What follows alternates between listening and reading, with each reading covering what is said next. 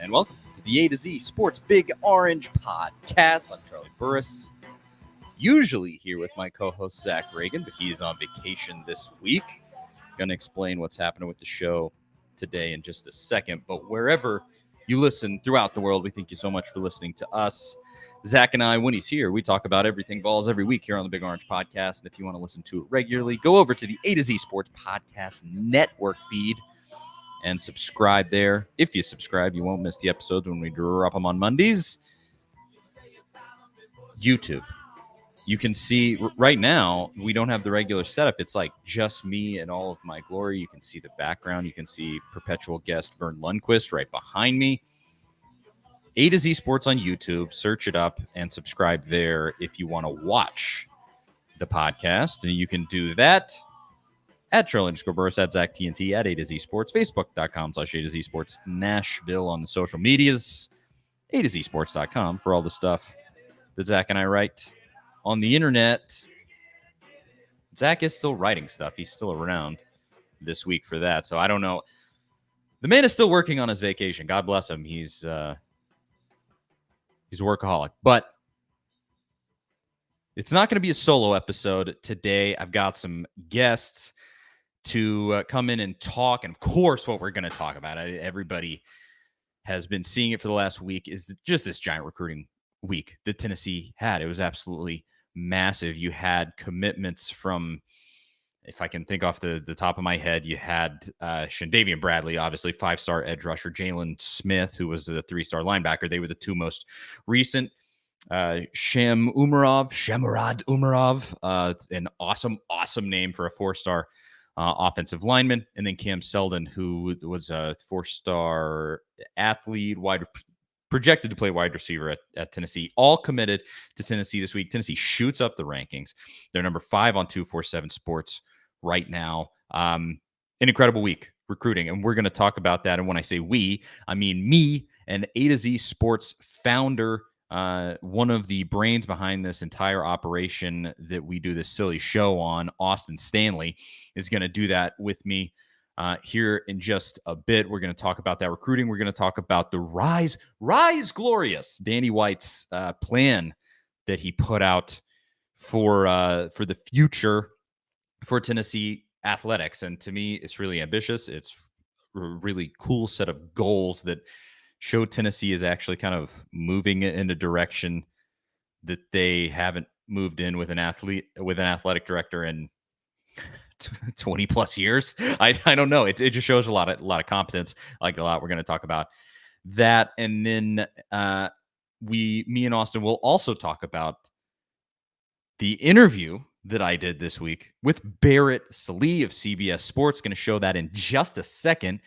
Barrett brought up some points that I want to talk to Austin about conference realignment and some things like that. So we're going to get to it all. It's going to be a huge show. Thanks so much to Austin for helping out. And now, thanks so much to Barrett Sallee for coming on the show. Talked to him over the weekend. He came through in the clutch with Zach on vacation. If you don't know Barrett, I tell him this in the interview, he's one of the very, very few good ones in national media.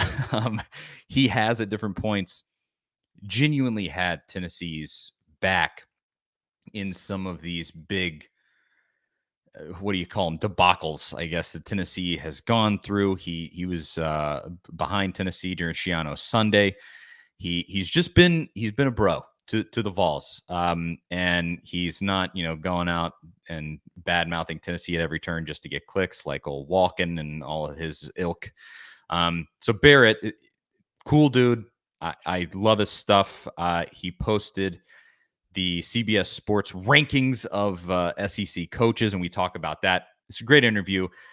And honestly, you probably don't want to hear me ramble about the interview. You probably just want to hear the interview. So let's just get to it. Here it is. I've never done this on the show, but we're going to play this interview. Hopefully this works right and technology cooperates with me. But this is me, Barrett Sallee, talking Vol football this upcoming season and everything else like that. And we'll come back with Austin Stanley after this interview plays. So we'll see ya on the other side. Here we go. All right, we are talking now with CBS Sports national college football writer Barrett Sallee. Appreciate you coming on, Barrett. I'll start off with this. You released earlier this week your SEC coach rankings for 2022. You put Josh Heupel at number 10, one spot ahead of Shane Beamer, which I think Tennessee fans appreciate, but one spot behind Billy Napier at Florida. And my question is this. Why'd you put Josh Heupel so low, and why are you a huge Florida homer? Go.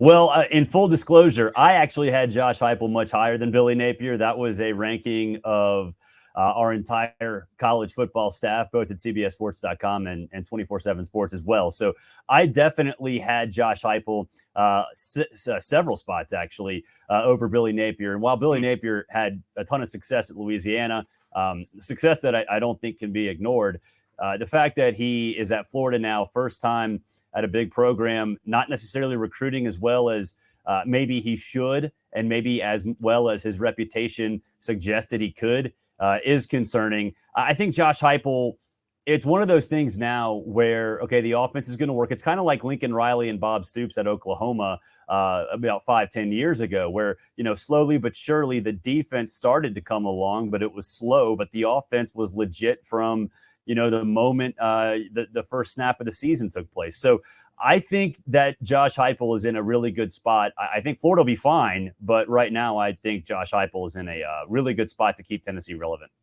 Now, obviously, on this show, we are big Tennessee homers, but we made the comparison a little bit, and this specifically stemmed from Billy Napier calling, it was somebody he hired, he called him the game-changing coordinator or something like real easy. And we were like, is this guy Butch Jones? Is this Florida Butch Jones? Is that a dumb comparison, or are we just biased?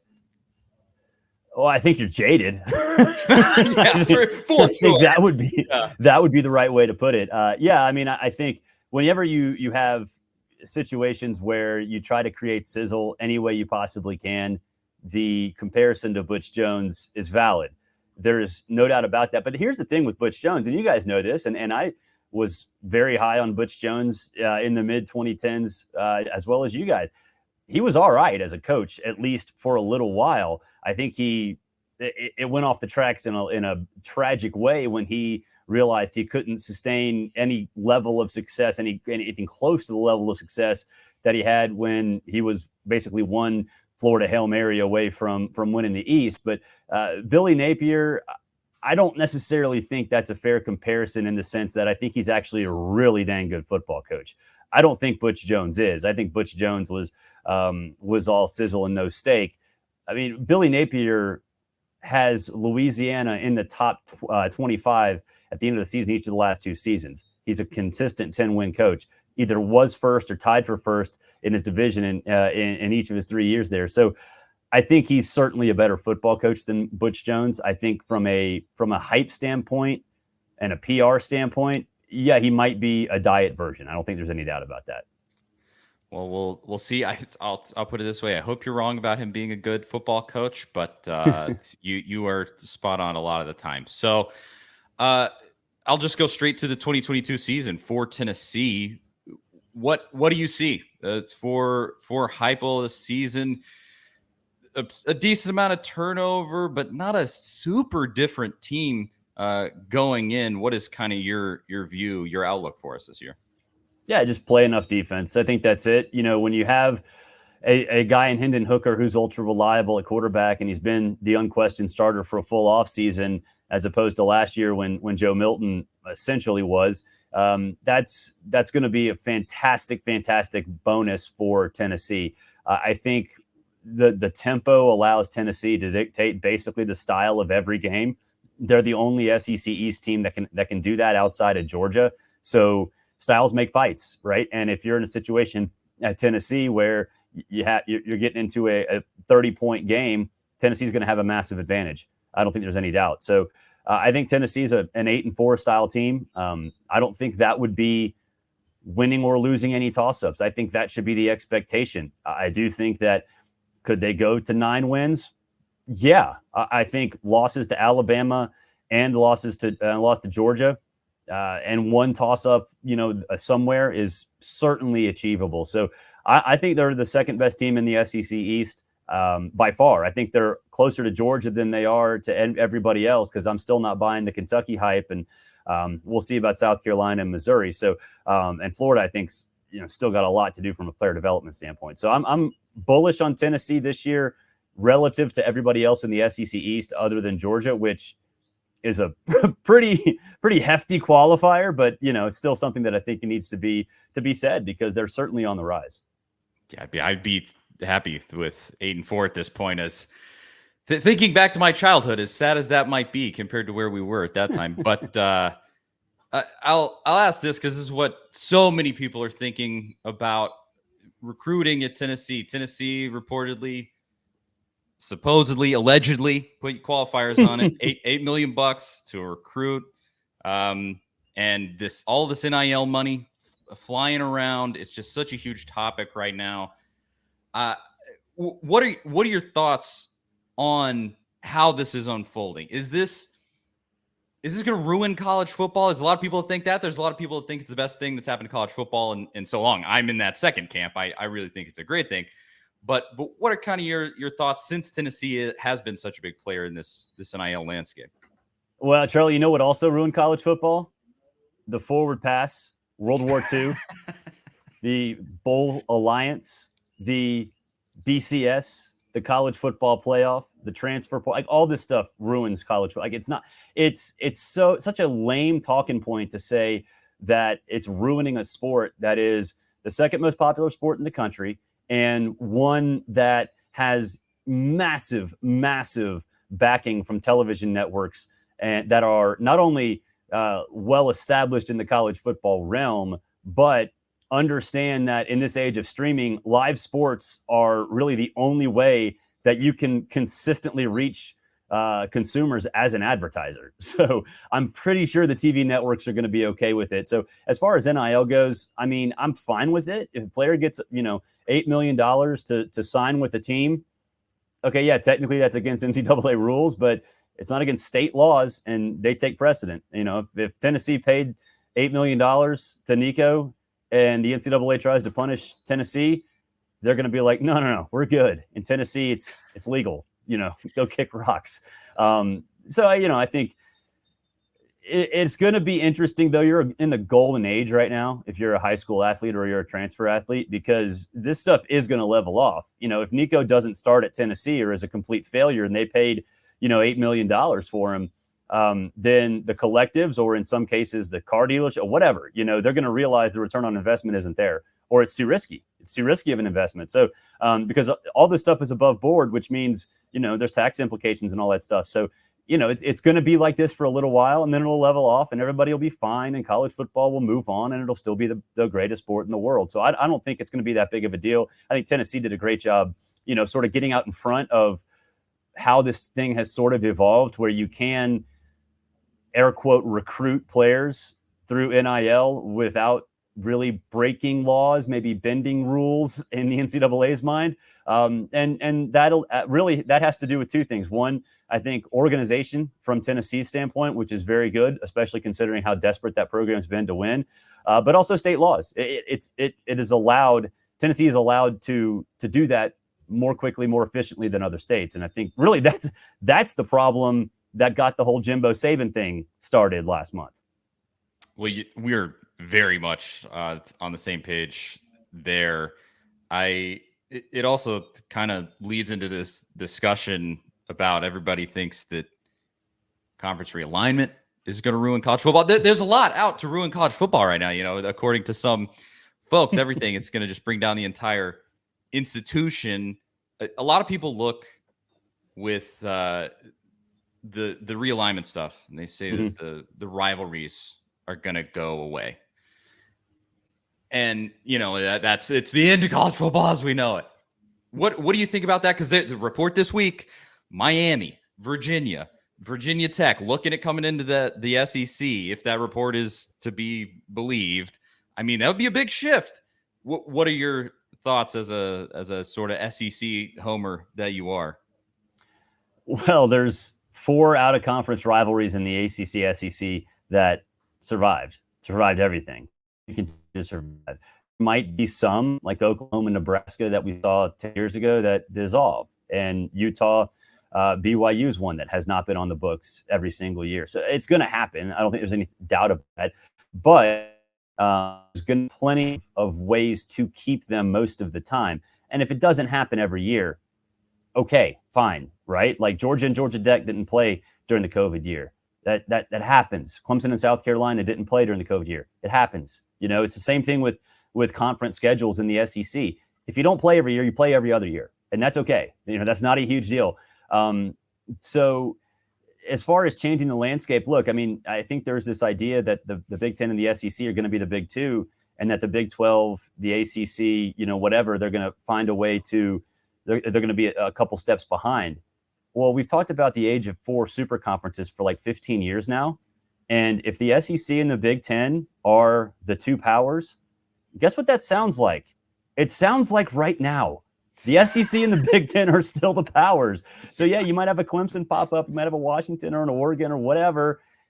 Okay, I don't see what the difference is. So I think it's going to streamline things more than anything else.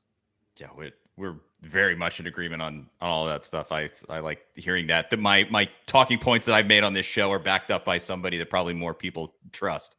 I don't know. If people trust me, they got some problems. Well, either way, I would put it this way. For Tennessee fans, you are one of the very few good ones in national media. We don't trust many of them, but you are in that. Well, go ahead. Well, Andy Staples and I on Shiano Sunday were the two that had Tennessee's back, and I'm glad you guys never forgot that, because that's something that Andy and I talk about quite a bit on our Sirius XM show. It genuinely means a lot to have that, because just everybody is just gunning for Tennessee and has been kind of since, because obviously the fan base drives a lot of clicks, and enraging us gives you a lot of traffic, but yeah, we appreciate it. But I'll finish with this on the note of the last 2 questions that I asked. You have the NIL, you have the conference realignment. All of this is just inevitable. It's a big train coming down the tracks that's finally arriving. Is the NCAA gonna die? It needs to die, right? Go away. We don't need you anymore. Will we actually see that sometime soon? No, I think it's going to change quite a bit. I think you'll see football separate and football still fund every other, college athletic program. But the NCAA just ceasing to exist, I don't think it's going to happen, because they're still going to operate the lesser sports. They're still going to get their March Madness paycheck, which is the most important thing to them anyway. So if football breaks off and funds everything else that the NCAA is associated with at each institution, I think they're fine with that. And honestly, I think that's a pretty acceptable sort of solution to all of this, because we all know equestrian is not football. Women's lacrosse is not football. Men's soccer is not football. So if those sports can still be funded by football, with the NCAA still having a say in all of them, including its big moneymaker, I don't see what the problem would be. Especially if it can properly adapt to, NIL rules and transfer portal rules and all that stuff after football breaks away. So I think it's just going to be like that. I think football is going to become a separate entity, associated with universities, funding universities, but outside the auspices of the NCAA, which I think is a win for fans, a win for the NCAA, and a win for college football. College basketball is almost a more compelling part of the whole thing with this conference realignment, because you get these super leagues. And I know you got to go.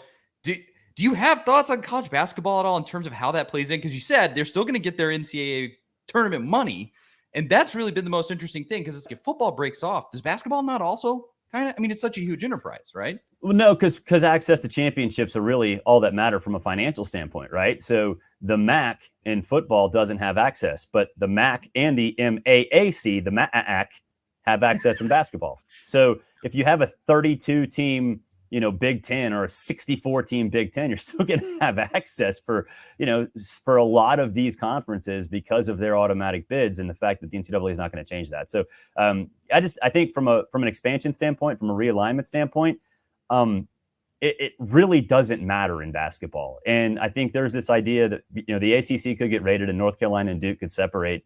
Okay, You play an out of conference game every year. What's the big deal? How many casual fans outside of those two fan bases care who wins the ACC regular tournament or regular season?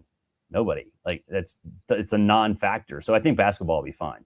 Bring Duke in and kick Vandy out. That's my solution. But I don't know. It's you.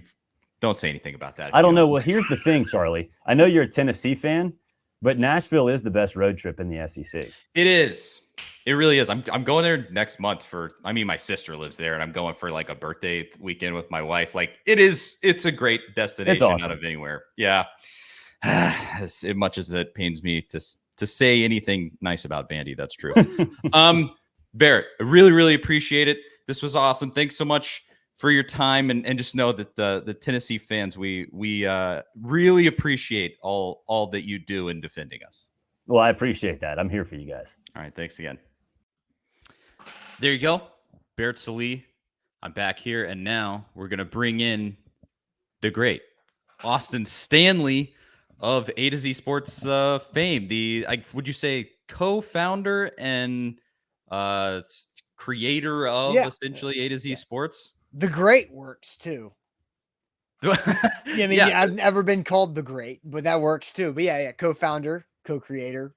I mean, the whole thing that you built here is pretty great. I would say. I mean, I kind of benefit from it if I'm being totally honest. Whatever. But thanks again to Barrett for that interview. I really enjoyed it. He's just one of the best out there. But Austin, we're talking now. We're going to talk about some of what Barrett said in just a bit, but we got to get to what the people really want to talk about. This recruiting that happened this week. It's one of the biggest weeks for Tennessee recruiting in a pretty long time, I guess, really, since they got Nico. But even going back from there, that was only one recruit, even though it was a massive recruit. But you get 4 players this week. Again, it was Cam Selden, 4-star wide receiver; Shemarad Umarov, 4-star offensive lineman; Shandavian Bradley, 5-star edge rusher; Jalen Smith, 3-star linebacker. Tennessee shoots up to 5th in America on the 247 Sports rankings right now. Do you have thoughts on recruiting? I know you cover Titans for the most part. Yeah. You're a Tennessee guy. I guess we should have said that. Tennessee grad, I believe. And that's correct. Yeah, you have opinions. Yes, I do have opinions. I think I was also on vacation this past week, and so I kept getting like dings on my phone while at the beach because there were more commitments. So I mean, that's not a bad thing. That's great, right? But I think the best thing about the 3 of the 4 commitments where you had defense, offensive line, and that's what you really want to start seeing rolling in for this Josh Heupel team as he's trying to flip the roster, make the roster fit what he wants to do. Is that you still need big guys, you still need speed, and you still have to have guys who can tackle and affect the other quarterback. And I think you got a couple of those with the linebacker, obviously the edge rusher, and then offensive line. I'm fascinated to see what type of offensive line recruit is needed for this system. Because like you could argue because they get rid of the ball so damn fast that you don't have to have the 5-star, like 6'5", 320-pound, like prototype of left tackle. You need the guy, maybe you need the guy who's 300, but he's quicker. He has some more speed and he's in better shape, right? Like, I'm just curious to see how this staff targets their offensive lineman recruits, right? I definitely did think about that with the Umarov. Really interesting kid. He said he's Turkish, but moved to America from Russia when he was a child and then has lived in Georgia since then. They got him out of Georgia and Georgia wanted him. I mean, that from the jump is massive. But 6'6" and 337 pounds. So, I mean, he's huge. I don't know that he's going to be real quick off the block with, it sounds like he's got some nasty in him, right? From his background. More like Russian offensive lineman. Yeah, yes. Sounds great. Exactly. Like any player like that. I mean, it's kind of one of those names that maybe you could hear like in the stadium, like Umarov and people being like, oh, getting some chance like that going. But I loved that pickup. I'm totally there with you. This set of players that they were able to get this week is almost more impressive. I mean, the pickup of Nico is just, you can't say enough about that. But this set of players, to get a 5-star defensive player, I don't know that I ever thought that would really happen with Josh Heupel. We kind of said coming in, we were like, with the way that he coaches, it's going to be so hard to get defensive guys to come play in this system, because you're basically going like, we're going to wear the absolute hell out of you with this system. You're going to play tons and tons of snaps in every single game and kind of get dirt thrown on you, because by the nature of that, you're going to give up a lot of yards. And you get a guy like Shandavian Bradley. It's massive, man. Right. It is. It's interesting too, because, when you and Jonathan Crompton were doing your 6.5-hour live stream of the Music City Bowl that we did. That was a heck of a did time. you guys take bathroom breaks? I don't even know if we've talked about that. We did. We basically it was just kind of unannounced. Like we would text and then kind of like just disappear, just dip, bounce. Reed, we had producer Reed hop on. That's right. Sometimes. That's right. Because I was in the press box for that. The reason why I bring that up, I was in the press box for that game, and I was streaming you guys through one ear and watching the game in the press box. And behind me were like the UT stat information guys, and they were tracking a school record that was about to be broken, right? And it was the tackles for loss in a season. It was the most tackles for loss in a season by any Tennessee defense, and it was well over 100. It was like 107 or something is what they ended up with, because they had 5 or 6 or 7 of them in that game against Purdue. So my thought is, you're bringing in guys while this defense is going to play 90 snaps in a game. It's a lot of opportunity for playmakers on defense to make plays, whether it's an edge rusher like Bradley or like Caleb Herring from Riverdale. So you got 2 top 10 edge rushers in this class. Maybe they're just seeing, hey, points are going to be scored by this Vols offense. I'm going to be on the field for a lot of opportunity. The other team's going to say, we need to keep up with this offense. Maybe I can rack up some sacks, rack up some TFLs, show my skill sets to say I can still be that sack guy in a defense that might give up 30 points a game just because of the nature of the tempo, but I can still show good film, be productive, and show my skill set to the next level, because I'm going to get 90 snaps, or, an edge rusher's not playing 90 snaps. Maybe I'm going to get 50 snaps a game to go do what I want to do. That's a great point. And I mean, I was having a conversation with some friends just in the last couple of weeks, and we were talking about, if you could bring back one Tennessee player to help this team, who would it be? And none of us, our mind did not go to, Josh Dobbs or somebody like that. Obviously, you have Hendon Hooker, and he's a great option there, so you don't really need that. But we, at least 2 of the guys that we were talking to, we automatically went to AJ Johnson, because you look at a guy like that dude would have 4 million tackles in a season in this defense, and like that, it would be so valuable. Hopefully, these kids that they're bringing in can be a sort of all over the field dudes like that. But that would be so valuable with this team right now, and hopefully they have that guy. I'm not sure who it'll be, but we'll see. Can I play that game too? Yeah, do it. My first thought was Dion Grant. So you went like back. I went back. I mean, I don't know, I don't know the rules on how far back, but I went back. No, I mean, that would be superstar center field safety that's also physical enough to, to take away the middle of the field like that. It just right now, anything on defense that would be that helpful would just be so massive for this team, because you just saw especially at the end of the season, like couldn't stay their lives. Like it just was hard to watch. I mean, the end of the Purdue game was bonkers. Like at that point, I moved from the press box down to the field, and I know like you're used to doing that in the past, of like watching the last 5 minutes of the fourth quarter on the field, and it was just like 70-yard touchdowns just going back and forth. Like freaking tennis. I don't know how it kept happening. God, it's hard on my health. I know that much, but it's to this point, great recruiting going on for Tennessee right now, but you're not going to see the fruits of that labor for another year. Next year, obviously, we can talk about next off season, But this year, want to get your thoughts on something that Barrett said here. He predicted 8-4 on the season, which a lot of people have been predicting. I'm probably kind of split. I don't know we'll have our preseason predictions here before too long. I'm kind of like 8-9 wins, but if it could go off the tracks, 6 is a possibility if you don't win the ones you're supposed to. But what do you think about that? And he said the quote was, I think you may have missed it there if you didn't see it because it was at the beginning of the interview. He said Tennessee is by far the second best team in the SEC East and will go 8-4 this season. So did he say who the 4 were, the 4 losses?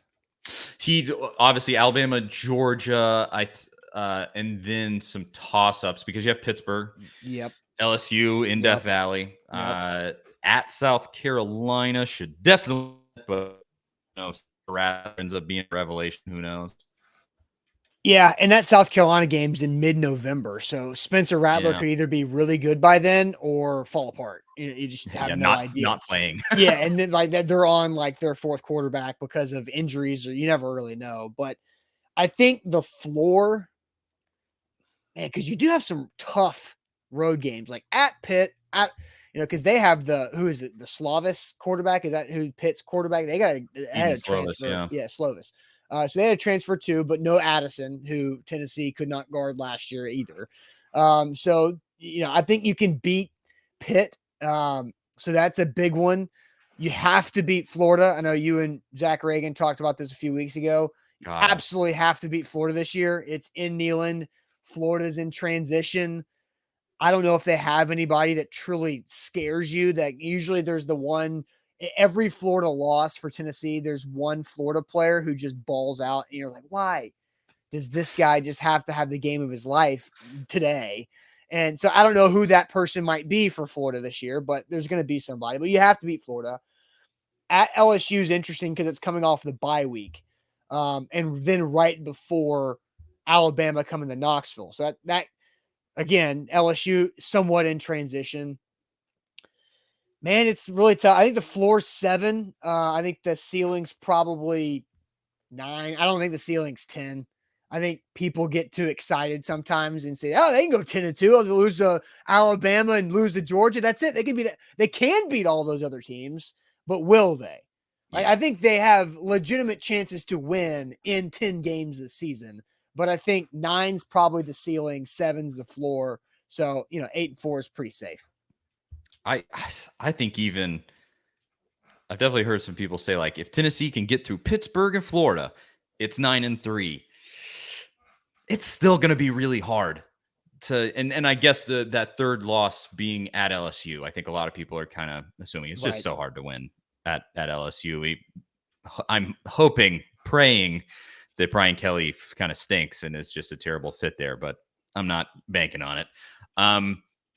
But I still think even in that scenario, it will be amazing. Mm-hmm. Beating Florida will be amazing. But it just feels like with how crazy Heupel's system is, where it just is like feast or famine, up and down roller coaster games, it just feels like you could drop a weird one. The offense isn't working against like at South Carolina, and you just Missouri, although that game's in Neyland, you better not lose that game. That would be terrible. Yeah. I knew these numbers months ago, right? But in every game Tennessee won, they were like well above 30. I think they averaged. Yeah. I think they averaged 49 or 50 points a game in wins last season. Yeah, and they would pour it on really quickly. I mean, Heupel is just so much of that, just like take the top off, 60-yard pass. It's almost like basketball spurts. It's like a game of runs. It's like all of a sudden, you put up 21 points in a quarter, and they have to fix the second quarter problem. Remember, like that was a big deal. Is like they come out hot out of the gates in so many games, put up nice points, score touchdowns, then blow it all in the second quarter. Like how many times did they do that? They did it against Pitt. I remember they did it against Georgia and Alabama, and then they did it against Purdue at the end. They let South Carolina, of course, Tennessee got up by so much in that game. That didn't matter. But they did. I mean, they went flat for a whole huge portion of that game. Yeah. They had just buried South Carolina so deep at that point that it was like matter. 28-0 Yeah. And before like the last TV time out of the quarter, it was insane. Yeah, those long stretches of not producing offense, that's gotta change. So yeah, I mean, plenty to work on. Like I said, as the season gets closer, and we are really genuinely closing in. I mean, what, 6 weeks now? Well, right SEC around the Media Day is corner. next week. Oh man, that's crazy. I guess just because baseball, it tided us over so well. You get kind of deep into June even with it. So, but with that said, if we can make this quick, you're a little time crunched like Barrett was, but Danny White, I did want to bring this up, and I didn't mention this to you before the show, so I apologize. But I don't think I'm going to catch you too off guard with this. But Danny White last week implemented this Rise Glorious plan. It sounds like a sermon series at a contemporary church. Rise Glorious Church. Yeah, I don't like that.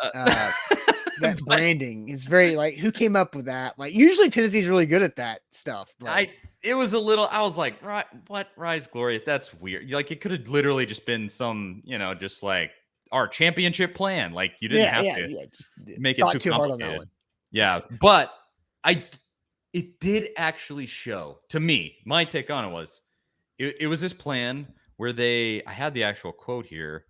They said Tennessee, quote, will win a national championship in at least one sport every 4 years, and each sport will achieve at least one national top 16 finish every 4 years. And it was like these lofty but realistic expectations, and it was a lot of talk of just like, we're going to have the best winning culture at Tennessee and all these, and it just defines it really exactly. It creates accountability for everybody. It creates standards for everybody to kind of go like, all right, we haven't won a championship. What are we doing? Where can we improve? And I love it because I don't know that Tennessee's athletic department has looked this competent in 25 years. I don't know. Has any major university come out and been like, yeah, here's our plan. We're going to win a national championship every 4 years. And I just don't be know. like, wait, what? Like, who does that? Like, I don't think I've ever seen that been done. Like, I mean, Alabama, obviously, like, our goal is to win the title every year, but still, like, but for an athletic department to say, here's our plan to cycle through national titles and do it across the board, not just because we have Nick Saban or something like that, right? But actually having a full athletic department that could feed off of each other. And it's a great way to create real standards around the crazy momentum that Tennessee has. You went from really dark days to all of a sudden you're almost in like a golden age where baseball is cooking, basketball wins an SEC championship, football's on the rise, and and women's basketball is looking better. Like, you just sort of, everything seems to be on the up, and this goes, we're not just gonna be okay with on the up. Let's win some championships. We got to put some trophies in the trophy case. And just like you talked about, like, baseball carried us all through most of June. Now it came up short. And I think, I know in our text thread with me, you and Reagan, that, we were not thrilled with how the baseball season ended, but it got you into June. And then now you can have that feed into football. And football, I thought, had a positive energy feeding into basketball last year. And then basketball fed nicely into baseball. And you have a wheel that goes around in at least the men's athletics. But you see, Josiah Jordan James out at the baseball games. That's good. Like, that's just healthy. And you're going to see a lot more of that stuff. Fulkerson goes out to all the games even after he was done. It's just that's such a healthy thing to be a part of. And it's only going to make people better. And the accountability thing's huge too. I have wondered, are they pushing the kids from other sports to go attend other games? Because Danny White has made it so clear he wants this synergy, this pulling in the same direction, we're all going in the same way. Or are those guys just, I mean, Fulke's such a Tennessee legend. I think by the end of this coming season, Josiah Jordan James will be a long remembered great player in Tennessee basketball, just the way that he's shaping up. He just really has turned a corner however he did it. But then they're going out and doing these, kind of creating community, and collaborating, so to speak, with these other programs. I wonder if they're pushing that specifically, like going to the athletes, being like, "All right, guys, Probably. let's go." I mean, yeah, you never like want to believe things are like that good that they're just doing it on their own because of the good of their heart, right? Like, I mean, maybe, but they're definitely encouraging. I'm sure. Like Yeah. I don't know about like your high school, but in my high school, it was encouraged. Hey, go to the volleyball game tonight. Mhm. Hey, football practice ends at 5, volleyball or soccer starts at 6. Why don't you just hang out, get a lift in, and then go watch the game? I don't know. Like, it's just like there's a lot of things that you can do that just help. And so I'm sure that Danny White's trickling that down to the players, but they've got a couple of the right guys that go out there and do it. I missed that dropped out. I don't know if it dropped out on your side. The last couple of things you said, it froze for a second. Oh, just that I think I'm sure that Danny White has that message and he's trickling it down, but that they have some of the right athletes in place to go out there and actually execute it, right? Yes, exactly. But it's the small details like that with Danny White. I mean, you look and you just go, this guy actually knows what he's doing. He actually knows what looks good, what is going to build, like I said, build community, and just these kind of things where, specifically with Phil Fulmer, he just didn't know what he was doing. And then you go back from there to like a Dave Hart, and I think Dave Hart knew what he was doing, but he just didn't care. He didn't have that fire behind him, where I think it feels like Danny White, probably behind the scenes. I've said this a number of times. He feels like he's probably like a shark. Like, he doesn't take BS off anybody. I would bet he puts on this real nice face. I'm publicly facing. Yeah. I just feel like I may be wrong about that, and I don't want to, besmirch him if that sounds bad. But it's probably like the good type of energy. Because I've known some people who have worked in the athletic department over the course of the transition and years and all that, where a lot of times it was like, walking around, everybody was tight, and everybody was on edge, and that's not good, right? Because then you make more mistakes because you're on edge.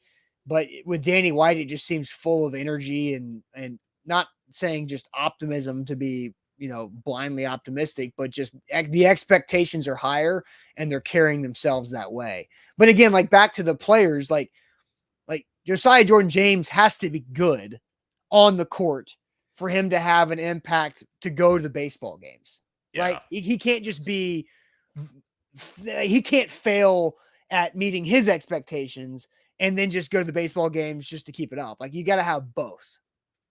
Definitely. But it's whatever they're doing, seems like it's working. Hopefully, football, you got to get football working at a higher level. It carries everything. It's like the whole thing.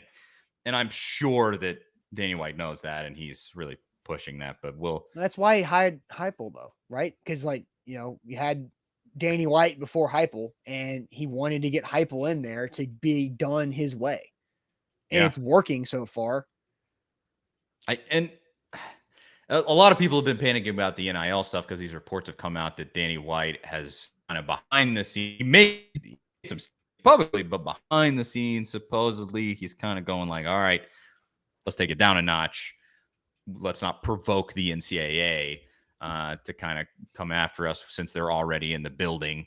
And that's scared some people, but I would say you just got 2 4-stars and 5-star for football. So it's working okay, I think. Yeah, for sure.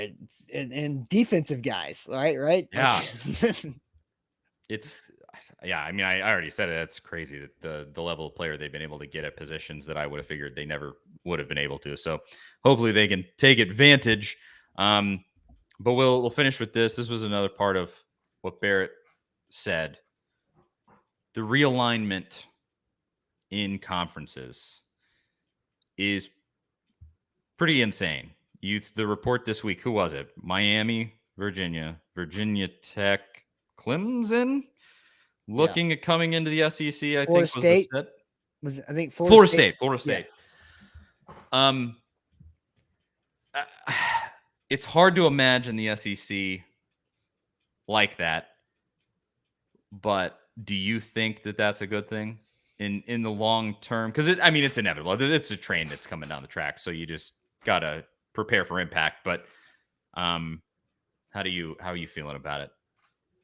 Was it a good thing in 1992? This is what I'm saying. I'm with you. Remember when you remember like Tulane and Swanee were a part of the SEC too at one point, right? Georgia Tech was a part of the SEC at one point. I mean, it's not like this is like the size of this is different and new. Like Texas and Oklahoma, like, oh, okay, that's huge, right? And A&M was a big draw. But like the conference realignment's been happening. Just nobody paid attention to it, and there wasn't anything more than weekly newspapers when it was happening to Swanee and Tulane. But I think I've always thought of, I guess it was right after A&M and Missouri. I was in college at that time. We were trying to think like, all right, who else would come in? And automatically you go, oh, well, go get Florida State, go get Miami, go get Clemson. Like that makes way too much sense. But then like Florida's going to get all pissy because they don't want to have another team in the state. And so will South Carolina. And it's like, well, screw you guys. You're already playing them once a year anyway. What does it matter? Like you're still recruiting against them. What does it matter? And I know Georgia doesn't want Georgia Tech in there anymore. They don't want to share the state with SEC teams. Well, that hasn't stopped Alabama and Auburn from winning a national title. Like, so quit being whiny babies about it. And if it's going to make everybody more money, then now it's up to you to use that money in a smarter way to go win more. Any of these schools that ever complain about matchups that they may get saddled with in any amount of realignment, shut your mouth. Alabama and Georgia every year, forever and always, and they're like protected rivalry. Yeah. Like I'm not on this train, and I know the traditionalists, they really hate this. You could take Alabama off the schedule and I would celebrate. Take them off. I do not care, because you know what we could do? Win another football game. And it's not this, we would miss. It's the third Saturday in October. And the only reason why I like it on the schedule is because I can compare seasons to each other, right? It's like, yeah, you know what I'm saying? Like if Alabama is not on the schedule and Georgia's not on the schedule because they rotate, maybe you rotate the two. I don't know. Maybe you go one on, one off with those. Now you can kind of compare that a little bit.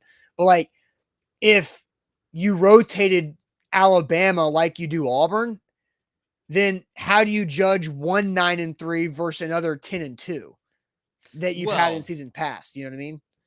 On that, I do think you still have to, with this realignment, and I think this is probably what they're going to end up doing, you do stick with 2 or 3 teams that you play perpetually. I mean, that's what has continued to be thrown out, is that model. You keep the traditional stuff, and you would have, and I mean, that's where, like, I would be okay with the staying.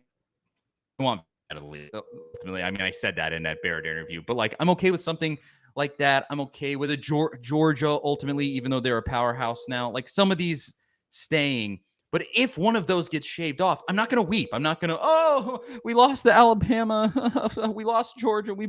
You're still going to get good football, no matter what.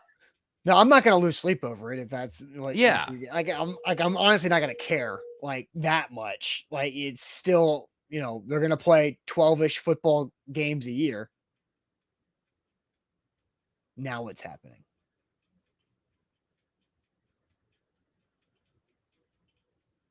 I can't hear you anymore. You muted yourself. There we go. That's great podcasting right there. Oh, yeah. Well, what happened? What happened over there? I was getting a phone call. Could you hear that? I thought I heard something. It did not sound like a phone call, though. Was it a landline? Yeah. Well, I work at the house, and that's... You have a landline? Mm-hmm. It's like an actual office job. And... Oh, okay. So you have an office like landline. That's it again, too, right? I'm gonna have to disconnect. I'm not working right now. I mean, obviously, I'm doing this. Hold on, this is excellent stuff. Yeah, it's great. Oh man, an office landline. There, congratulations all around. I unplugged it from the wall. That's just, you went full rogue and just said screw it. Well, I'm not. I mean, I'm not like on the clock. No, yeah, you're not stealing time. Yeah, so I'm, but I still just get that it's just in here because it's my office. Yeah, that makes sense. I'm going to keep all that in. The people need to know. No, it's fun. Like, that's the fun parts of stuff. It's like, why does Charlie have a landline? Oh, okay. And he also just unplugs it from the wall. Yep. That's good. So there you go. And to my employer, I'll plug it back in. Don't worry.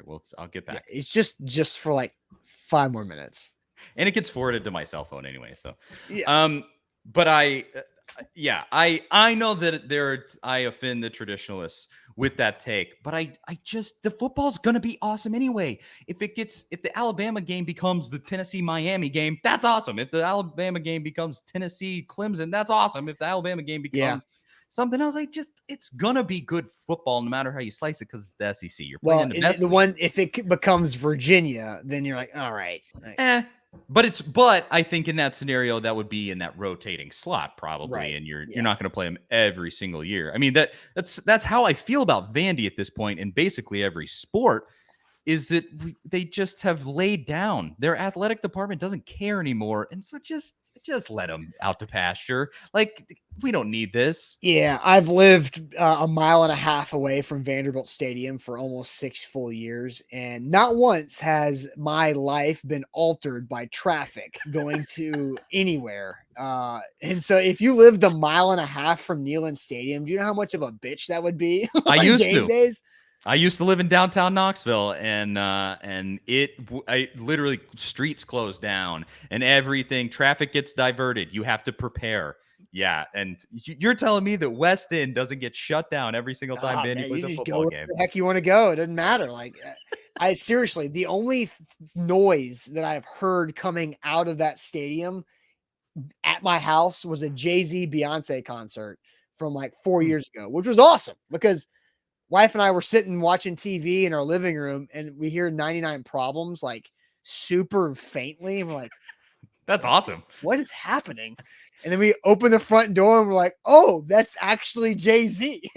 I saw Drake at Vandy one time. So Did you? For whatever reason, if Drake and Phoenix they were playing a like festival thing. Yeah. I think the most inconvenience I've had around that area is caused by like Instagram girls taking pictures at the wings.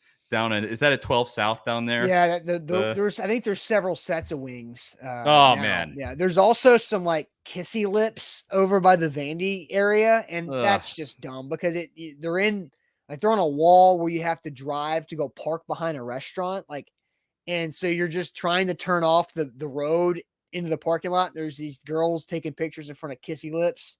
That's so and annoying. You're just like, this is so stupid. Like, and they don't even see me. I'm just driving there. There was literally the last time I think I went to Frothy Monkey or something down there. My sister lives in Nashville. I go there a lot. And there was a line down the block to take a picture with the thing, with whatever it was that's down there. I think it is one of the wings. Yeah. Just don't. Never have. to all of the Instagram influencers that listen to this show, please just stop doing that. Yeah, there's so many Nashville things that I will never do, and I just roll my eyes so hard. Just how many times have you ridden the party bus? 0. 10 plus. 0 times. The worst one in it, I actually haven't seen it this year because I try to avoid their routes. But the one that's a hot tub. Oh yeah, I've seen it. It's elevated, and so like we're in our cars or like below it. And it's got like the see-through walls on the hot tub.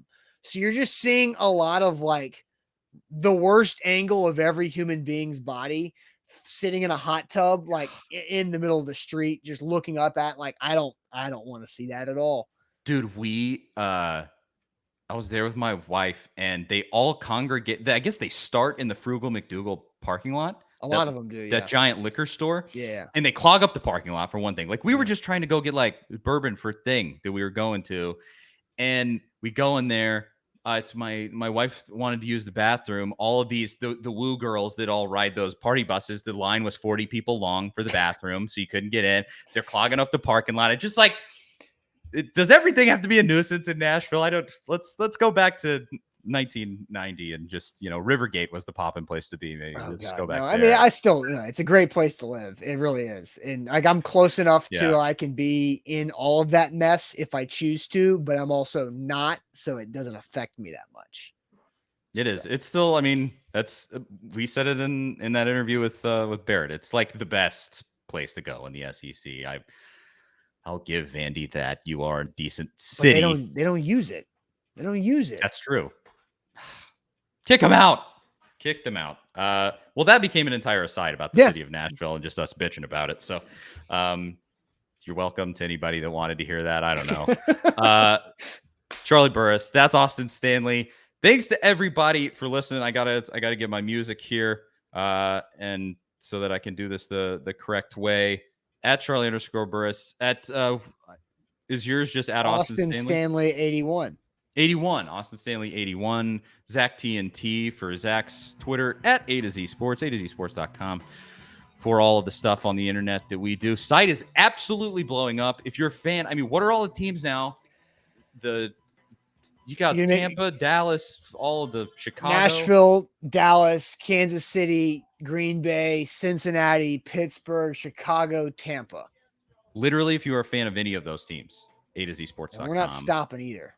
Yeah, we're not just gonna sit here at 8 for much longer. Taking over the world. A to Z Sports. That's it though. Thanks, dude. Thanks for doing this. This was awesome. And plug your stuff, everything that you're doing. Yeah.